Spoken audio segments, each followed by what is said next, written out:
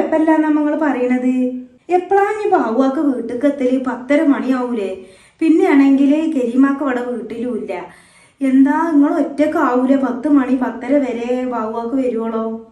എനിക്ക് പിന്നെ ഇടങ്ങേറില്ലാതൊക്കെ എൻ്റെ അമ്മ ഒറ്റക്ക് നിൽക്കുമ്പോൾ എന്തിപ്പോ ഒരാൾക്ക് 4 ദിവസം നിന്ന് വന്നെങ്ങാണ്ട് ഒരാൾക്ക് 4 ദിവസം പോയാൽ പോരെ? 10 ദിവസത്തെ ലീവില്ലേ?